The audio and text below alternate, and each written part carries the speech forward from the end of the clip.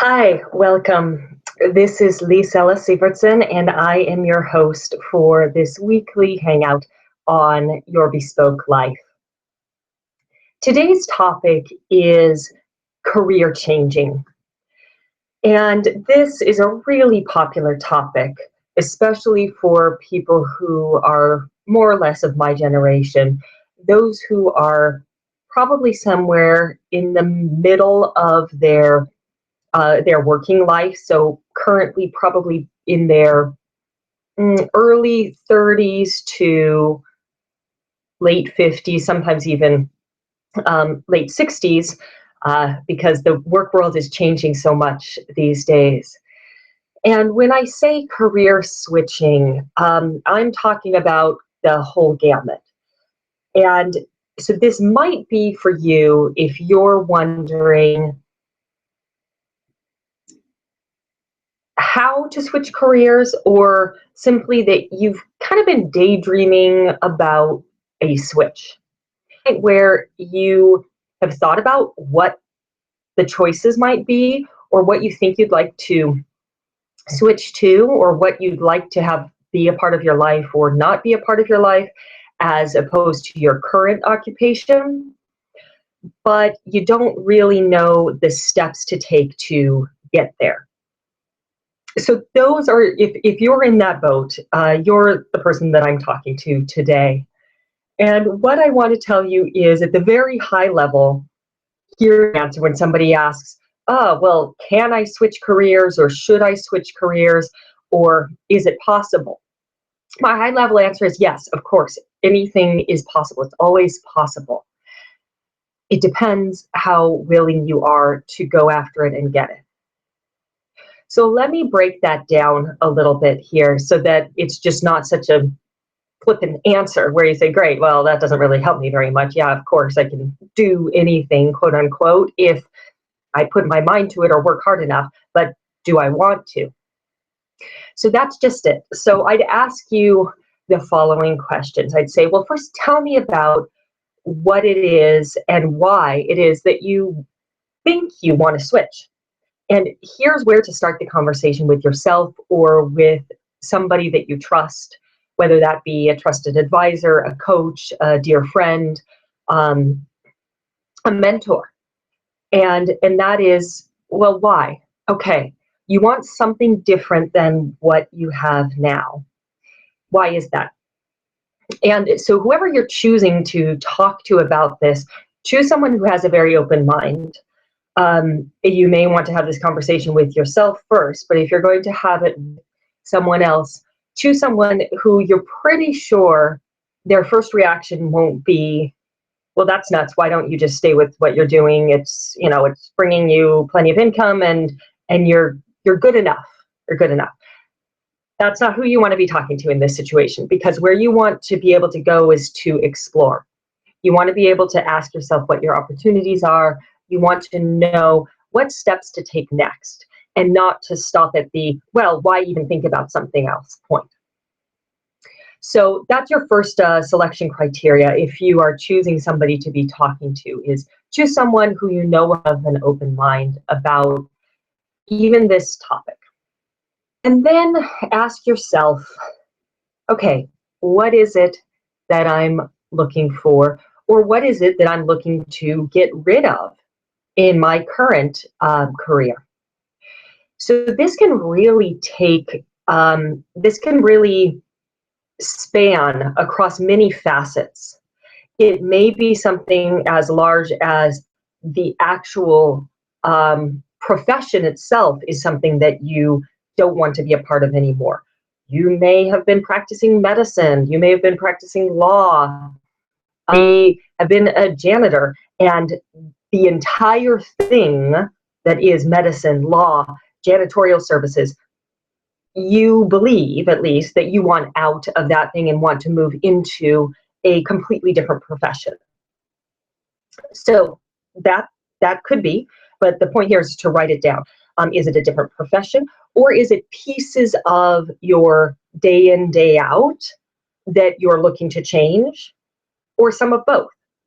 And when I say pieces of your day in, day out, What I'm asking about is things like if you find yourself thinking, wow, I really wish I could be working with people who were more inspired, or shift work has got me down. I'd really like, or I think at least I'd like to try working on my own schedule. Or the opposite, maybe I've been working on my own schedule, and what I find is that I am overworking myself to a point that's not healthy. And for me, I know that shift work will help me regulate those demands. So it's those kinds of things. Anything that you find yourself thinking about, daydreaming about, in the terms of, I wish my job were like, or if only my profession, my job, my career were XYZ, then I would be happy. Write down that XYZ. So once you have that written down, this idea of what it is you want, take it further and know that this is a growing and contracting list that you'll be editing. It's not permanent and defined at the moment at which you write it down. So here are a few more that I would ask you to consider when you're sussing out for yourself what it is that you think you might be wanting to switch into. And I'll caution, if your mind is going to the place that say, well, I have no idea what I would do. I just know I want it to be different. I don't know what job description that is, what profession that is. That's okay right now. I've worked with quite a few people who get really caught up on that, of not knowing what the right next job description is for them. And if you're in that position, I want you to take a deep breath and slow it down. And we're going to work into that kind of backwards. And the way we're working into that is by creating this list of what you want your career, your profession, your thing that you're doing for many hours a day, many days a week, or however often you're going to be doing this thing, probably to earn income, what you ideally want that to look and feel and act like. So again, you possibly have ideas about the profession or the subject matter that you want to be switching into or out of. Maybe you have some ideas about you wish it were XYZ. And then this is your schedule, is the way you work different than the way you work right now. So if now, is it different in the future, or is it going to? If you work with a lot of people, if you are a people-facing person as a part of your current job, and in the future you're imagining you'd like to be in a position where you get to think and analyze, etc., write that down. What else about your daily environment could you imagine being different? And what else could you imagine being the same? So, for example, when I left my corporate career to become a coach, a person that helps people be what it is that they're after, one thing that I wanted to keep about the same, and it got me stuck for quite a while, was the idea of either not having a commute or being able to commute by car, this is, when I wanted to, which to me translated into during rush hour traffic, because I hate sitting in rush hour traffic. It feels like a waste. And I had gotten very used to not sitting in rush hour traffic, because in my corporate career, I worked early, and then I flew to see clients. So I did a lot of work remotely from my home office, and then I would get on planes to go see clients. So I knew, for example, the part about working remotely, I did not want to be working from my home office. That's one thing I knew I did not want after having done that for a few years. Occasionally, yes, but majority of the day, that's not how I wanted to be spending my time. I did not so much want to fly to see clients. Occasionally, in my description of what I wanted my career to look like, it would be traveling occasionally, but when I wanted to, not when a customer needed me to travel or something of that sort. And then finally, back to the car commute thing.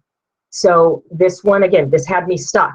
I was thinking, well, there's nothing else I can besides my current career position, etc., where I won't have to get morning and every afternoon at the same time that 75% of the population does, making that up.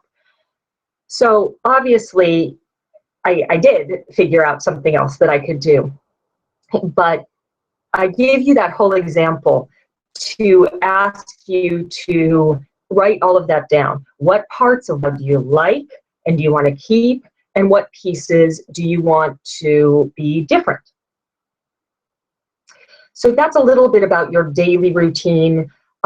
Think about the hours, the time of day that you're working. Do you like a fixed schedule? Do you have variability? If you have variability, whose responsibility is it to know when to start and stop? For those who have variability in their work schedules, who are either working for someone else or working for themselves, a big problem that comes in where to draw the boundaries, when to stop working, when to put your device down and pay attention to having dinner with or the people you're having dinner with, or putting your device down and going for a walk or a swim or going to the gym or whatever you do to keep your mind and body healthy. So if it is, this pie and to dictate my own schedule, great. And for now, take a guess at what your own schedule is. Because if you don't take a guess at that and don't write it down and at least try it out, if you move into that, what you will find creep, and your job creep does that, and it will get bigger and the hours will get longer, and clients will ask you for things that are outside your working hours that you initially set for yourself. So be really clear. Again, I'll give my example. My initial parameters that I set out for myself were that I would be working from Friday from 8 a.m. to 2 p.m., I think I said. And then, so I think that's what I said. And I said that 2 times a year, I would take a month off. And to me, that was a big deal to say that 2 months out of the year, I would not be working. And that was going to be July timeframe, I think, or June or July and December. So yes, it has evolved. It has changed. And I personally like the flexibility and the change that comes with it. But what I have to do is every time I'm adjusting that.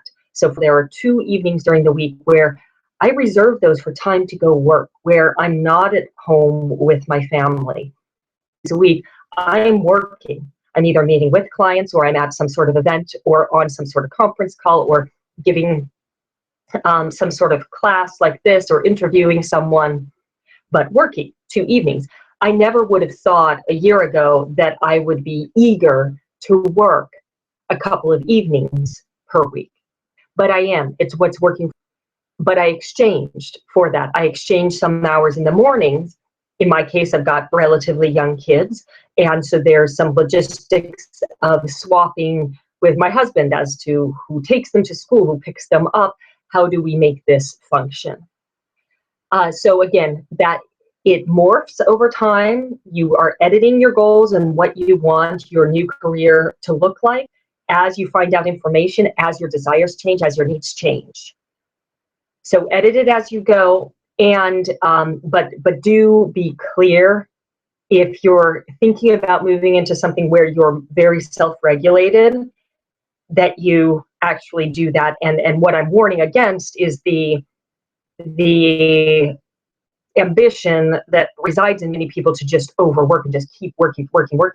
And if If it fills you up with energy and there's nothing else for you to be filling your time with, great. Work 24 hours a day. I mean, get some sleep in there, but great, fabulous. But if you have other commitments in your life that require some of your time and energy and attention outside of your work, then make sure you have carved out time for the work and for the other things, and that you put them each in their place to bite you. Okay, so that's some information on the day in, day out, and I touched on, just given my example, on plan vacation. What kind of vacation do you want? Whether this is looking for a new position with an employer or working for yourself, plan it in. What do you want? Write it down, and you can edit as you go, but make sure that that's there if vacation is important to you. And I don't know anyone to whom vacation is not at least slightly important. It's a lot of, you can read the science, you need to take vacation to download or rest your brain. And also it really does help you become more creative in what it is that you're doing, approach the problems, the services, whatever it is that is going on in your business life. It helps you approach it more creatively when you let your brain disconnect and relax a bit. And then, so anything else about your day that you can imagine, or your week, or your months, or your years that you can imagine that you've always wanted to be different, or now just pops into your mind, oh, I'd really like this to work this way, or this not to work this way. Those are the things you're going to write down. Okay, that was a little bit about what you think the day in and day out, what you want that to look like. The next thing I'd ask you, and again, what we're doing here is working up to the definition of what it is that you believe at this moment in time this new career is going to want it to look like. Whether or not it has a job description or a name yet, you're creating this description for yourself. So the next piece in this is, what are you going to be doing, and what skills are you going to be using? So if you have training in something that's fairly regulated or standardized, such as medicine or law, or you're a CPA or some other thing where you know you want to continue in that field, then you may have a much clearer idea of what you're going to be doing in your daily life and what skills you'll be using than somebody who is going from, say, a sales profession to an entrepreneur. You may have a little harder time in that second scenario defining what you're going to be doing every day. But what I'm asking about is the things like, I'm going to be talking to people a lot, or I'm going to be talking to people very little. I'm solving people's problems. I'm going to be responsible for large projects. I'm going to see that projects or that systems are documented. Anything like that that describes how you like to spend your time while working, you'll want to write that down. And you know, one book that I would recommend everybody read and buy, it's a quick assessment that assesses your strengths in terms of the work world, and it's called Stand Out. The recent version is Standout 2.0 by Marcus Buckingham, so Buckingham. And the reason I recommend this book is because it's a quick assessment that you can take that identifies your top strength. And there are quite a few of these kinds of surveys and assessments out there, and there are many personality tests and many rate in lots of different ways. This one is very specifically is for the following. So I did this. This is my description of that book, and hopefully with this description you'll be able to determine whether or not it's for you. But it shows you what your top strength is, and then proceeds to tell you in very short, bulleted format that's very easy to use, how you can apply that top strength right now to whatever team profession you work in, so as to be a better leader, so as to contribute more to the team in a way that uses the strength that you love to use and are good at using. So it shows you how to talk about yourself in interviews, on resumes. It shows you how to communicate with others, how to lead your strength. I believe, if I remember right, it points out, weaknesses or things that people may find troublesome about somebody who has the strength, the top strength that you have. And those are always good to know, so that you can sometimes manage how you approach others with your top strength. So that's very highly recommended in my book when I am coaching people career change, because regardless of what your profession is, what your background, really gives you actionable information that you can use when you're deciding, well, what is it that I like to do with my day and that I want to be doing with my day and that I'm good at. So that's what this will do. It identifies for you what you do well and love doing, which I believe is critical, because are using the skills that you are good at and love on a very consistent, frequent basis, you will be fired up about your work every day. If you're using skills that you're very good at but don't love, you'll get good feedback. So that part of you will be happy if you respond to feedback from others of like, oh, wow, you're really good at this. But you'll find the little voice in your mind saying, yeah, I'm good at this and I hate doing this. So that's the part of me that really loves this approach, Marcus Buckingham's book, because it's focusing on what you're good at and love doing, so that the motivation, that your internal motivation stays high, rather than depending on extrinsic motivation of others complimenting you, for example. So that's a bit there on the actual identification of strengths. So work that into what this career might be looking like, or whatever this thing is that might be next. By this point, a pretty good picture of what your dream career looks like. Oh, one thing actually, I didn't mention, and I hope you've thought of this and hope you saw this glaring error. How much are you making? It matters to most of us. There are very few to whom money doesn't matter. Great. If you're one of those people, you're probably not watching this. If it matters down, write it down, because it's powerful to know. And if it's something that seems wildly unattainable, even better. Write it down, because it's kind of fun to put that out there. And once you start putting things out there and exploring what could fit my parameters, you just might find meets the parameters. Okay, so you've got your list written down now of what you think the day in, day out looks like, what skills you're going to be using, how much money you're going to be making, what hours you're going to be working, what you'll be doing on a consistent basis. And now it's time to take that description and to read it over to yourself. Ask yourself if it feels complete. Ask yourself if there's anything else that's missing or that you need to edit.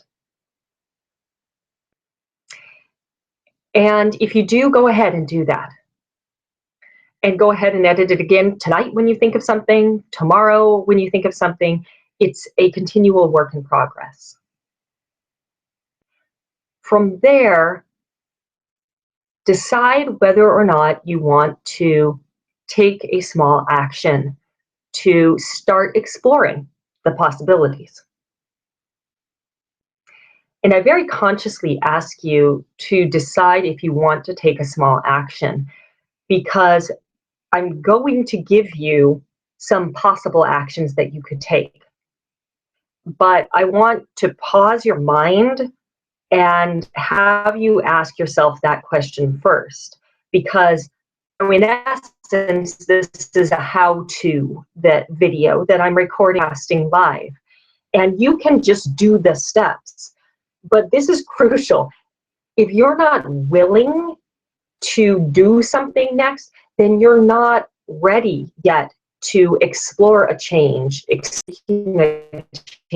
figure out what the possibilities are. And if that's okay, number one, you can hit pause here and don't watch any further. You can hit pause here, come back, and do this when you think, yeah, actually, I am willing to explore now, and move ahead. So once you know if you're willing to move ahead, your next step is going to be creating a micro action for yourself. And I will give you some suggestions of things that you could do next. But the idea is to choose something that is an action that's so small, walking towards this painted for yourself. So taking an action that's so small that there's no way you can fail at it. So here come the suggestions as to what actions you could take next. So one action would be tell somebody about this ideal career life just wrote out for yourself. And to move that rather large action of tell somebody about it down to a much more manageable micro action, your task could be decide who you want to tell about this.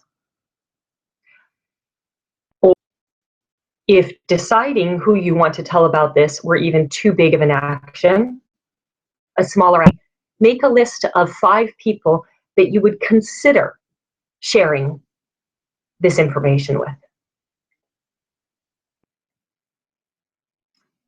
So that's one suggestion. And again, if you're at the point where, for example, you're thinking about this, you've made this list as you've been watching this, and you happen to be thinking to yourself, oh, okay, so one possible action is telling this somebody that I trust and whose first reaction I don't think will be, you're nuts, why would you want to change anything in your life? And you may be preparing in an hour to go out with some friends, and at least one person in that group of friends is exactly the kind of person that you would tell. You may have just jumped right to that step where it's perfect for you right now. But you also may be somebody who is saying, okay, I don't know if I even want to tell anybody about this. Even if I did, I don't know who I'd tell about this. So you're at this step of, okay, let's make a list of 5 people. And if you're telling me, nope, can't even think of one, then let's make it even smaller. And I'd ask you, okay, if your entire rest of your career depended on you deciding on someone that you were going to give this information to, talk to about this information, that all you have to do is decide their name today and write their name down. You don't actually have to talk to them today. Your entire rest of your career and earning potential depended upon this. Who would it be? I bet you're able to choose someone. So that's the idea of keep making the ask of yourself smaller and smaller and smaller until you pick an action where you say, okay, fine, I can do that.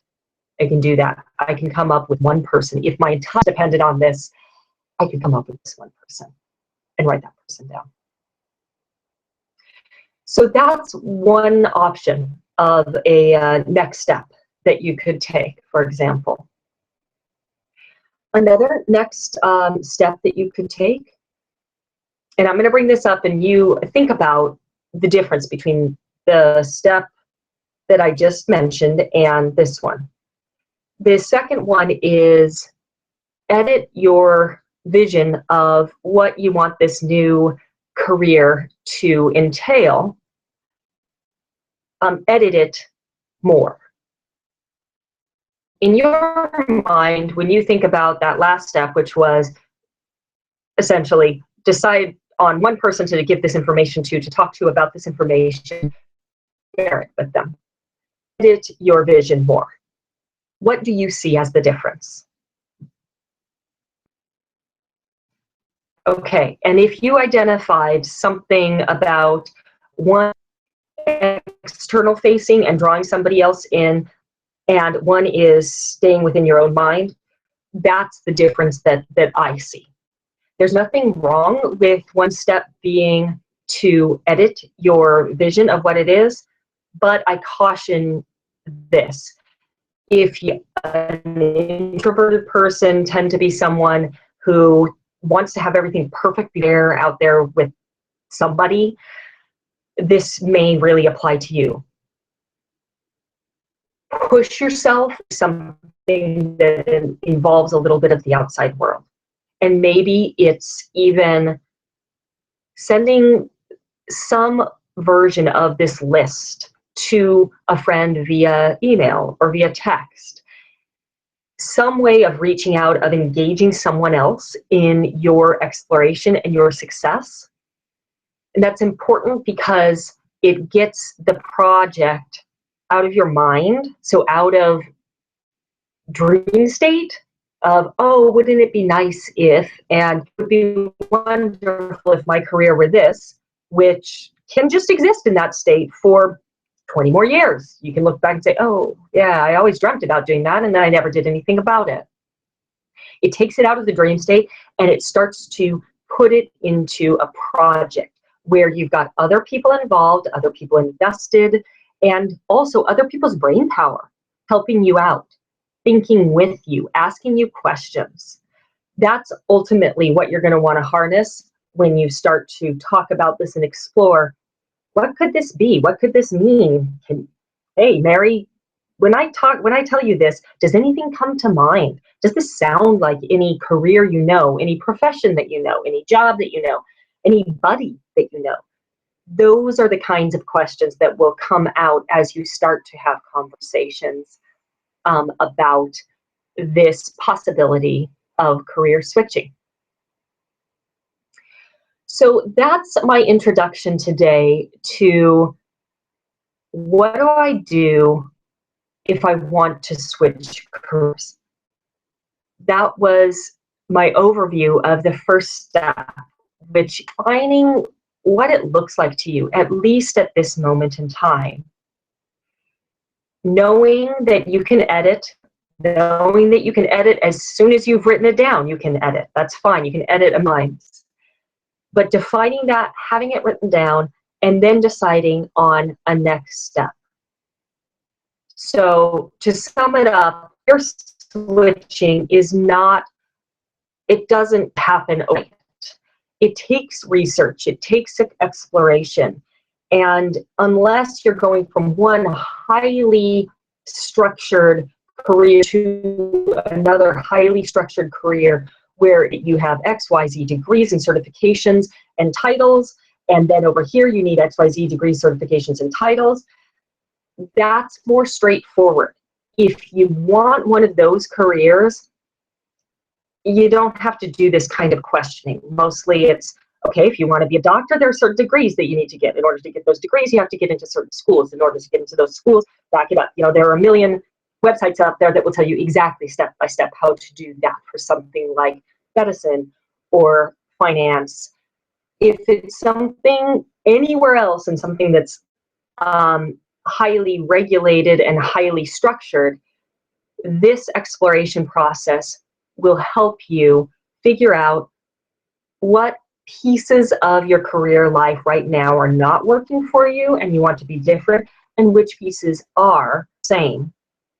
Define it, edit it, and then start to take small actions to involve other people in pursuing the thought of this new career, the openness and the thought to whatever out of those conversations.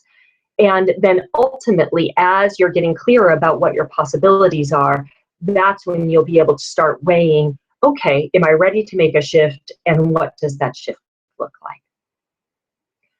So thank you for joining me today. I appreciate it. Do post comments or questions if you have any, and I'll be sure to get back to you.